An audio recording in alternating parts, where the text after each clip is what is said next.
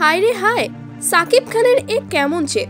টানা 3টে ম্যাচ হেরে চরম রেগেমেগে এবার সবাইকে তাক লাগিয়ে দিল দুই ভয়ঙ্কর বিদেশি ব্যাটিং দানব ম্যাক্সওয়েল ও ডারিল মাচেলকে দলে ভিড়িয়ে।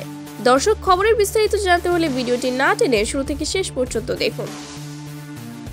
কথায় নয় কাজে বিশ্বাসী, সেটি আজ দেখিয়ে দিলেন সাকিব খান।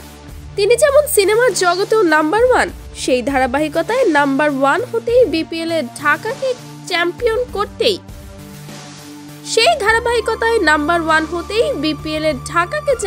করতেই শেষ মুহূর্তে সবাইকে তাক লাগিয়ে ঢাকার ব্যাটিং লাইন শক্তিশালী করতে অবশেষে দলে ভেড়ালো অস্ট্রেলিয়ার ভয়ঙ্কর ব্যাটার ম্যাক্সওয়েল ও ডারিল মাচেলকে।